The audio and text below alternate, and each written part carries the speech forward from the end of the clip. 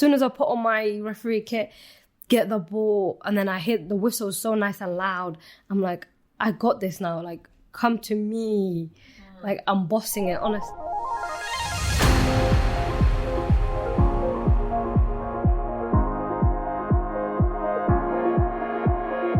Hey, how are you? Welcome back to Outside the Box. It's good to see you again. 7 days since the last episode, so I thought it's about time we brought another one back. This is a brand new podcast all about women in sport.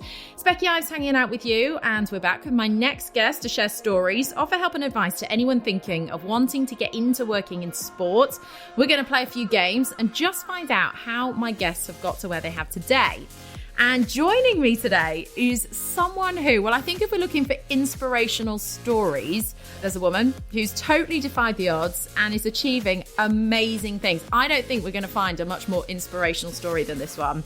She's kind of proving that anything is possible, and anything you want to do within the world of sport is very much possible. So please welcome JJ Roble is here. Yes, thank you for having me, honestly. And I love that introduction. I saw you looking away from me though. Like you were like, oh no, I'm getting embarrassed. You honestly, every word of it is true. Thank you so You much. are pushing boundaries. So let's break this down. Yes. You are an FA coach. A coach and a football referee. But what is more remarkable about this whole thing is you are the first Black female Muslim referee. Yes. Very long title, but I'm going to own it and represent every single one of them as they should. You should be so proud to be leading the way at this. And we're proud to have you here. And I'm proud to have you on my podcast. I honestly am. When you said yes, I was like, oh, she said yes. No, I was like, oh, she asked me. Literally, we're both surprised and excited. That's good. Well, this is good. This is how we've ended up here, which is brilliant. So let's sort of figure out your dream with this, which you are on the way to doing. Yes. Is to referee at the top level, right? What kind of leagues? A top level, I would say Premier League, Women's WSL, Champions League, FA Cup, you name it.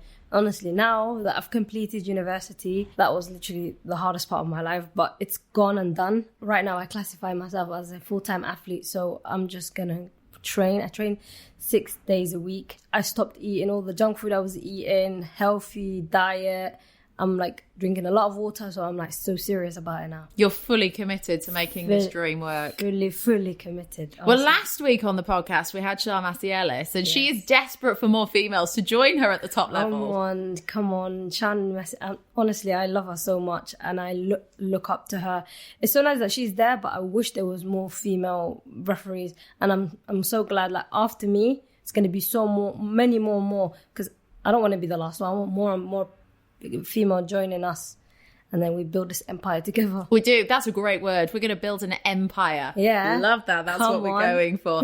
And what's great is the difference between you and Shan. She's already there, but she's been doing this for like 20 years. She turned professional. You're currently in the system of becoming a referee. So I think it's going to be great to get some insight for you as to the current happenings of what it's actually really like now. But let's just start, because what sets you apart, I think, from other people we've had on this podcast is your journey to where you've got to today, because it really is like nobody else's. And I also think for a lot of people who are currently listening to this, it won't be relatable because it's an environment and a situation that people have never been in. So I just want to sort of start at the beginning, and I'd love you to give us an insight of what your childhood was like, because you're born and raised in Somalia. Yes. And that is where you first fell in love with football. But what was it like growing up in Somalia? So Somalia, when I was born, the war started way before I was even born.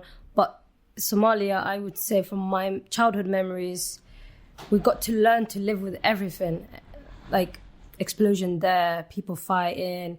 But you get distracted by everything because the country is such a beautiful country. It's got the most amazing weather. Second largest coastline in the world, literally. So many beaches. And then like every time there's something happens, the kids are like, let's get together, let's go and play football, let's get this out of our heads. And then after school, we'll all meet up again. The family, everyone in the area knows each other. Like you can't walk past anyone without saying hello. It's just a nice vibe. And of course, after like it got really bad, we were like, my parents are like, we have to honestly leave even without saying goodbye, because it's getting worse and worse and worse. And then, how do you remember feeling when they said that to you? Do you remember anything about that time? Yeah, like I really wanted to say goodbye to everyone, because I imagine you're growing up with these kids, you just want to hug them and say goodbye one last time and tell them a lot of people will leave. A lot of the kids that I grew up with were leaving as well, but you don't know where anyone's going to end up in. And I don't remember my parents ever saying like, oh, we're going to England, but like just as we got to the airport, they were like, oh, we're going to England. And then I was like, oh, England. Like I heard a lot about England. Like England is such a nice country. Did you find though, when you and your friends that were playing football, did you use football as an escapism for actually what was going on around you in terms of the war? Did it sort of take your mind off everything? It did. But like in Somalia, football is literally one of the main sports that everyone plays. So us, like especially me, in joining in with the boys, nobody ever said anything to me, because, you know, at that age, I think it's okay. But if I was like 16, 15, my parents and the neighborhood would be like, hey, don't do that. Just get back inside. But at 6, 7, 8, 9, 10, whatever, it's okay. So I was like, I'm glad they let me play. And then that's where my passion actually got even more serious. And did you have facilities to play at, so to speak? No, like there was no facility. Like there was facilities there, but it was for the big boys that were training. But if you're a local neighborhood kid, no you chance. You didn't go near it. You don't get near it. You'd be lucky to watch them, because they'd be like, go away, you little kid. Like they never rated us. I don't remember using cones, but I remember using like 2 rocks on either sides to make 2 goals, and then we just wait for the cars to pass every time. And then like this is when it was on the street. We played a lot of football. Real street football. And then when we were at the beach, it would be nice. You just, okay, there are families that come and then just sunbathe on us. I'm like, please move. Like, come on. We're trying to play a game over here. Trying to play a game here. And then it's so nice, honestly. It's a good experience. So you just did it because you thoroughly enjoyed it? I thoroughly enjoyed it. And the times when there was like serious attack or something, and then my parents would get a bit worried, they'd be like, this weekend no one's going out, but still we'll sneak out. I bet your parents were literally like, JJ, get back in here. Get back in here, honestly. Put that football down and get inside. Honestly, it was just the best thing ever. I'm so glad my childhood was like that. I would not change a thing. Because all the struggles that I've went through made me who I am today. Like, especially like now in my adulthood, if I find like little things difficult or something, just a setback in life, I'm like, nah, I went through a lot worse than this. This is minor. So I'm always like comparing what I went through to where I am now.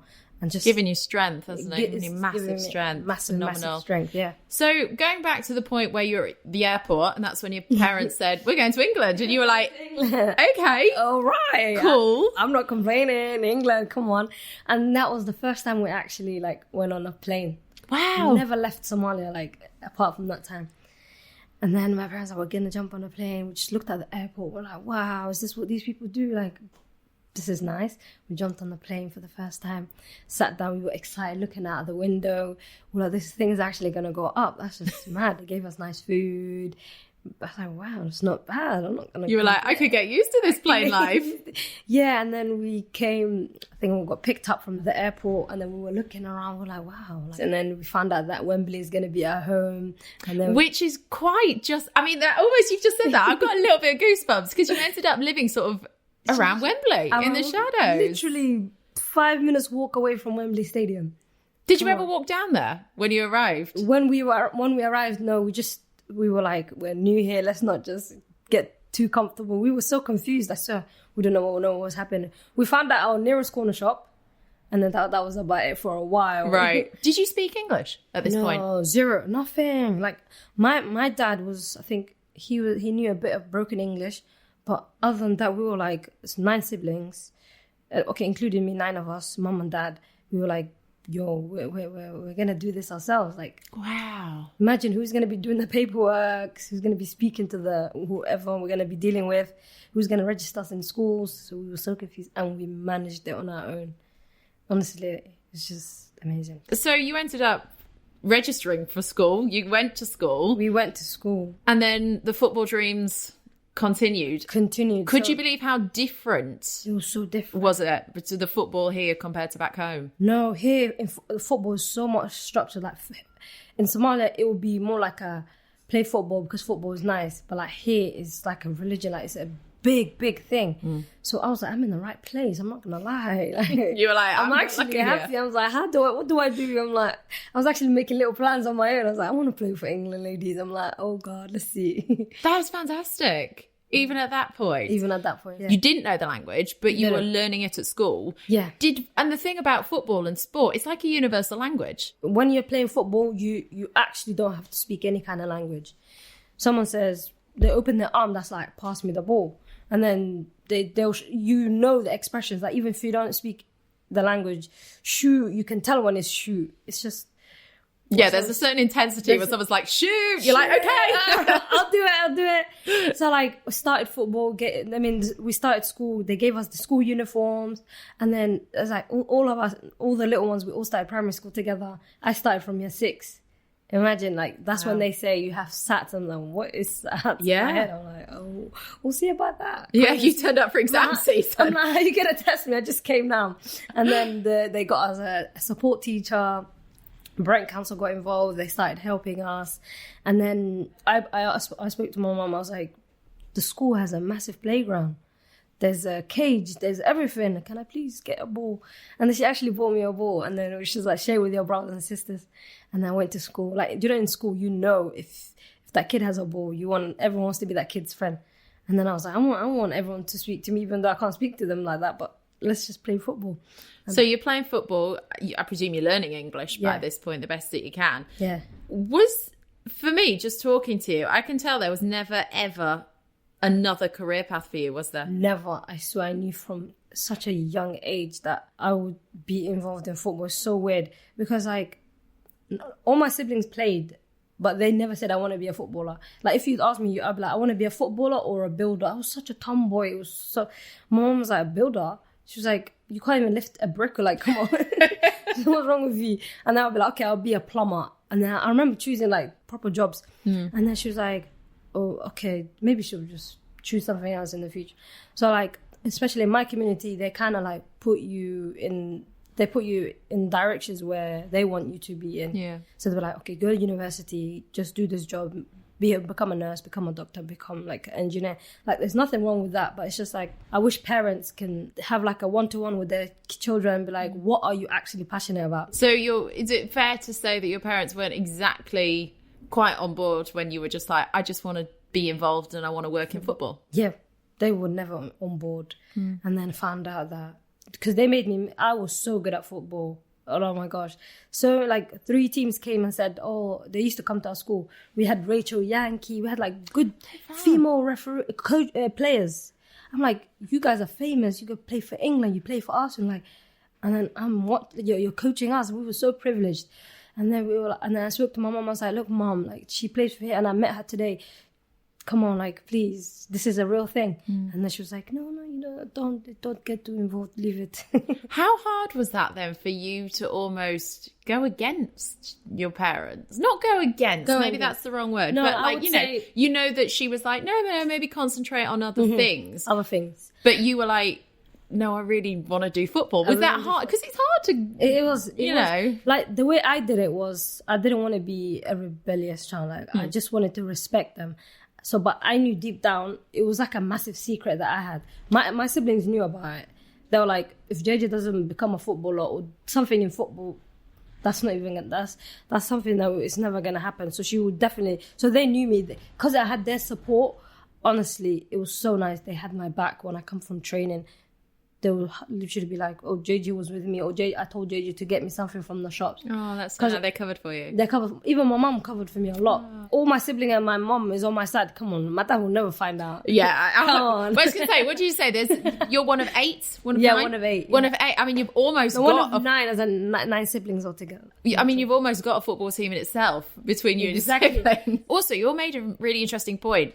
People like Rachel Yankee came to your school, which was, I assume, part of a scheme that the FA were doing. Yeah, that's so good. Which is actually really important that the FA keep doing those type of schemes, isn't it? They have to. Because you found it really beneficial. I found it really beneficial because, like, I could imagine myself a footballer, but it was nice to see it in practice. Like, it was nice seeing